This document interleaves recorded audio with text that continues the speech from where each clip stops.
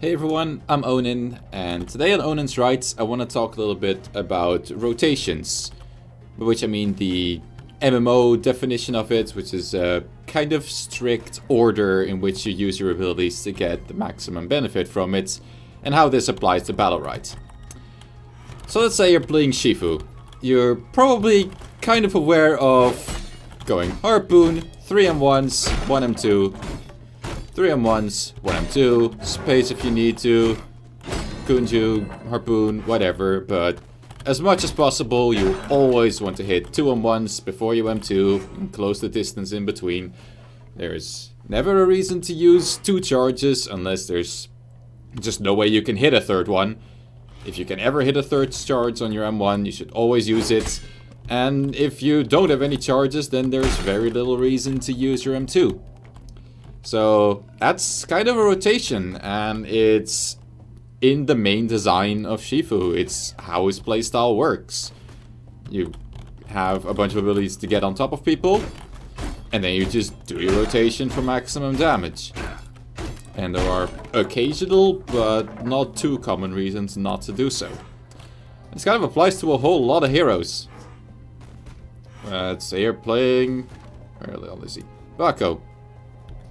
You can use your M2 for a little bit of zoning. It has pretty low cooldown, which is something people are complaining about. But when you're actually in on someone, there's no reason not to hit 3 times before you M2 as much as possible. Cooldowns align perfectly, it gives you the highest benefit. So that's what you do.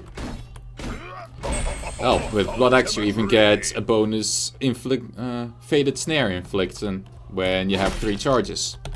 Same works for Rook.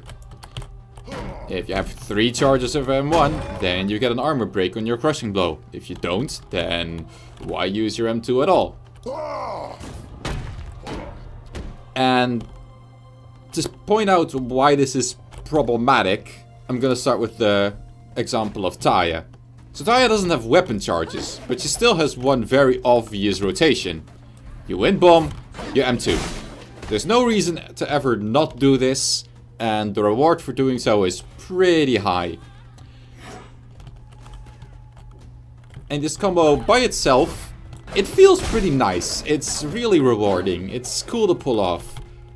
But what the real problem in this design is that Wind Bomb is kinda terrible for anything except this combo. There's basically no reason to ever... cooldowns off. Wind Bomb into just spam M1, because this is just plainly worse than using your M2 instead. There's no reason to Wind Bomb, then run up, then Wind Strike them, because that's just a waste of your cooldowns. So Wind Bomb practically only has 2 uses. Either it's a setup for your M2, or it's honestly a really shitty CC. Like, it can interrupt some things occasionally. It's nice if you can bait out a trance with it. But if you don't, then all it does is a tiny pull and a short snare. You can get yourself a Battle Rite on round 2 that gives it an actual root, kind of, for 1.5 seconds. But a 1.5 second root is still a pretty awful CC. So, not something you'd really want to rely on.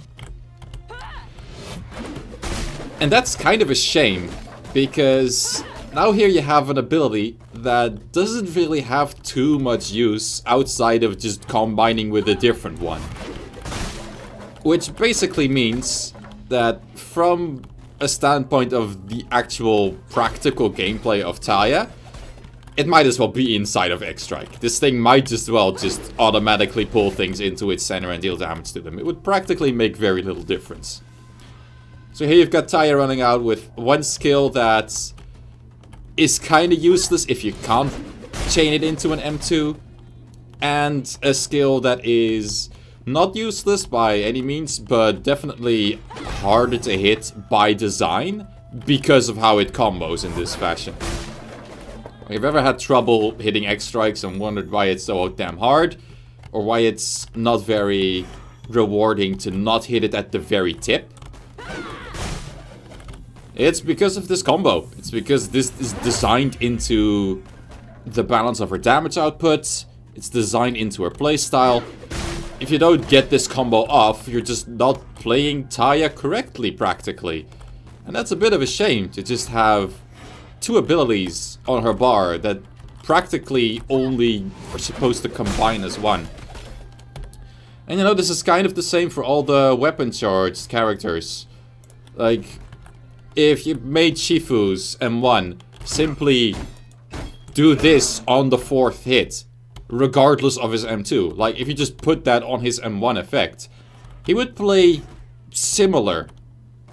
Not entirely the same, because Shifu's M2 actually has some other uses. It covers a little bit of distance. It hits people that your M1 can't hit because of its additional range. And it also has a little bit better energy gain if you can hit multiple people with it. So there's a few reasons not to always use it that way, but a few aren't really that many. And there is a very simple solution for this. And it's battle rights. I mentioned Rook as an example of the weapon charges. Well, he has a battle right over here that lets your crushing blow always stun for 1.2 seconds while you're enraged. So that's pretty interesting because running up to someone, getting your thing procced and then building 3 charges before you stun, you can barely have enough time for that, but often in practice you won't be able to. So that right alone makes it actually worth just using it with less charges, so that you can make use of the stun for additional damage during your berserk. That's an interesting choice. That battle right alone makes you think, maybe I don't want to use this rotation, maybe I want to use my skills a little bit differently. So the general playstyle of Bako doesn't really suffer that much from this, because Blood Axe is so overpowered, and you just kind of want to hit it every time you can't hit your M1s. And he's just like not the kind of hero that really sticks on people for the entire time. Like, he has the ability to, but in practice you generally want to take a little bit more difference, really abuse this M2, and abuse the kind of defenses that you can set up to protect your allies. But there are some other designs that, in my opinion, are simply far more effective. So let's think about Croak. What is his rotation? Because there are a lot of things you can do. First question is, how do you get in on people? It's not as simple as you hit a harpoon, because that's what a harpoon is for. You can jump on people, then you have some time to hit people because of how his weapon charge does. And then there's kind of the question, do you want to make use of his recast? Do you want to hit a little bit, hit again? Or do you just not have the time for that? Is it not safe to do that? Do you immediately have to camo and get a better position, and then stun and continue? And then what about after your camo? Do you use that stun to land an M2? Do you simply get the damage you can and then lunge away to safety? Or do you get the damage that you can and then lunge in for more damage? All of these options are interesting. And not one of them is like only meant for that one purpose. Like lunge especially is not a very good skill by itself, but it just helps with everything a little bit. It's a little bit of mobility, it's a little bit of damage, and with some battle rights, it's also a little bit of control. So that's interesting. That's just a hero that's designed to not have rotations because of the way that his skills can kind of all serve the same purpose, or all flow into one another. You don't have to get in with your space, you don't have to get in with your camo, you don't have to get in with your lunge. They can all serve the same purpose over different distances, over different obstacles, in different situations, with different battle rights, like the seat.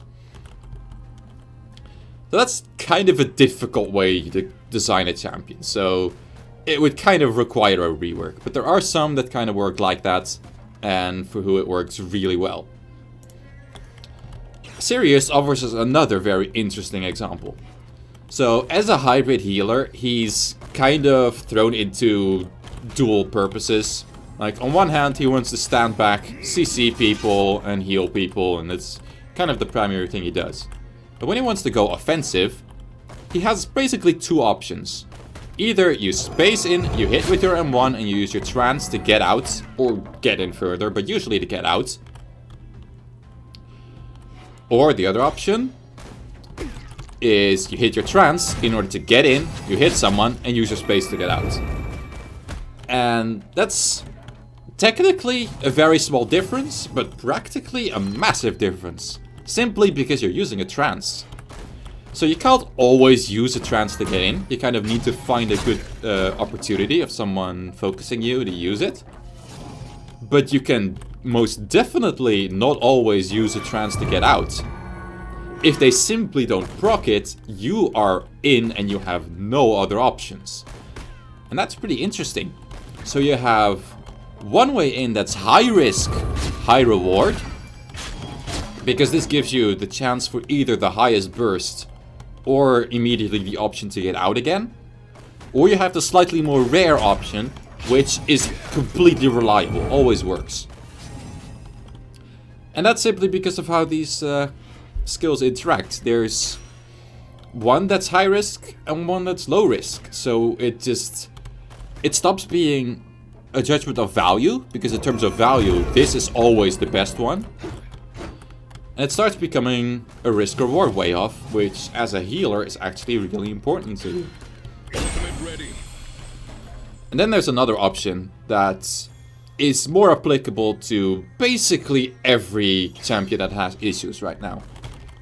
So, worked out into older skill set is the simple combo of you hit an M1 and then you use your E to blow up the M1 for bonus damage. That's kind of simple, very effective, and something that you kind of have to do enough damage to get enough pressure with older. It's pretty much core to the way his playstyle works, so it works as a rotation. But then you have this battle, right? Which gives it a root. And this is a far more powerful root than something like Taya's Wind Pump CC, because it's on a healer and it's on a much bigger AoE. Ultimate ready. And primarily, you're not really giving up that much by using it that way, but it will kind of make you think, do I just want to go M1, E, M1 for most burst damage? Because usually when I'm doing that, my root isn't going to be as effective. I may want to just wait until I get the most out of this root to keep someone in place and use my own and my allies' damage to wear them down that way and get more value out of it that way. So that's a really simple way to fix rotations from being too simple-minded and too obvious. You can simply add another variable which makes you think, is it really worthwhile to use it all the time? So let's go back to Shifu and think of how they've tried to do that, but how they should probably go about doing that. So first there's this skewer ability, which gives it a 1 second fading snare. You can use this at any charge and you can always get the same fading snare. Problem is, 1 second of fading snare is not very strong. This, well, it competes with Poised Strike, which is just way better. And Spear Slinger, also pretty decent, kind of does the same role, you know? The purpose of this battle rite seems to be, I don't have charges, this guy is running away from me, let me slow him so I can catch up and start gaining my charges. So, in terms of design, decent. In terms of power level versus its competition, kind of bad. But the main thing you need to take away from this rite is that it works just as well no matter how many charges you have, and it's kind of designed to be most useful in a situation in which you have no charges. Let's talk about Ceremonial Spear here. The thing that makes this design boring to me is that it's also using charges. It heals you for 4 health plus 2 for each weapon charge. So with this battle rite, basically your M2 just does the same thing it always does, except also give you health back. If you would simply change this to be 8 healing for every M1 you hit, then maybe you're not so worried about always building your 3 charges before using it. Maybe you just get in a position where you're kind of hurt and you need to heal up, so you just use it as often as possible. Like, as soon as someone is within barely in your range, you're gonna start hitting it in order to get your health back. Not just because you want the damage, but because the health is just more valuable to you at that point. So if you design battle rights that way, to make you have a different reason than the ordinary design to start using it, then you can really break open the rotations. Rook has his stun on his M2 that makes you deviate from the rotation in order to get a different kind of value from it. You could give Bako a different kind of effect of his blood on his blood axe. He also has a heal that's based on the amount of charges he has. Make it just a single one, a flat heal that always works, and well, you know, he's still gonna just do the same thing, spamming the same M2, I guess. But you know, that would be a better design. And honestly, in the case of Taya, I just think Wind Bomb needs another thing. Like, it's designed as such a rigid combo piece that, like, it's just kind of a shitty skill by itself because it combos someone into X-Strike. But there would be several things you could do with it that make it not synergize with X-Strike when you want to not do so. Like, it used to be a projectile slow, which I don't think they want to put back into Battle Rite because it really feels bad. Like, you get hit by a thing and suddenly you can't hit anyone anymore. But we've got this Battle Rite that makes a kind of crappy CC into a better CC. It goes from a pull and a snare into a pull that practically functions as a root. So that doesn't change how it works in any way. If you made it slow for significantly longer, or if you made it at the end of the duration explode into an outward knockback so that you could use it to push people off you in a fringe, if you just put some healing on this, put healing on this instead of this stupid Wind Strike Rite that no one ever uses because 10 health is terrible for a thing that you most of the time use on a single target. Throw that healing onto Wind Bomb and I'll just use it to hit 3 people to heal up. And maybe I'll just X-Strike regardless, but that won't be my first choice. The first thought would be, I need to heal with this thing, so I'll throw it out when I can hit it. And probably most importantly, just get rid of this stupid Rite that reduces the cooldown, because this plays even more into it. The way the cooldowns work right now is, you Wind Bomb, you X-Strike, you have 6-second cooldown on X-Strike and 8-second on Wind Bomb. So you have to throw a naked Wind Strike, and then you can throw a Wind Bomb, hit 2 people and immediately have X-Strike cooldown. It's just designed to ensure you basically can't hit a good Wind Strike and not have your X-Strike off cooldown. It just says, here, your rotation that you like so much, it's easier to do now. You can do it more often. You can waste some more naked M2s without worrying about your rotation. And that's the wrong way to design these things. You don't want to, like, coddle people with these rotations. You don't want to make them easier. You want to give people more decisions. You want to give people a reason to not use the rotation. And that reason needs to be something else than damage. So healing is often a very easy solution. CCs are also an easy solution. Just say, this thing that you normally use for damage, you can choose to do less damage in order to get some control, to get someone off you, or something else like that. And in general, there just needs to be kind of less design that flows too easily into one another. And more design that kind of encourages different rotations, different orders of using things. Because you have something like Eva, you might want to space in, and then you zap someone, and then he's stunned, and then you can hit your rocket, and in between you can hit some M1s. And the only real difference between that is, like, when you would use your rocket. Because this is the simple range design of, like, if you get melee into someone, it's easier to hit all of your things. So if you can afford it, always get into melee with someone so you can hit all of your things. But mostly, the rocket just isn't very interesting, and so it automatically... It's short enough on the cast time that you can follow it up on a taser stun, so whenever you're able to do so, you have no reason not to. Because the rocket doesn't do anything else. Hell, it even synergizes by burning people if you've oiled them, so... In all sense, just using space into rocket is the best way to go about it. You get the most damage that way, and taser can ensure it always lands, so it's rewarded even further. And I don't think in her Rite design there's any reason not to. Hell, you've got another Rite that just says it becomes even easier to do this because you get an additional charge, so it's off cooldown more often. And at getting a fading snare, it's again 1 second is not enough to do much with. It's on a ranged hero, so chasing people isn't really helpful. It's on a long cast time ability, so by the time you've cast this, you spend 0.7 seconds. You basically you break even in terms of chasing potential. You can't really use this snare in order to chase people down. At best, it sets people up to hit more M1s in your rotation.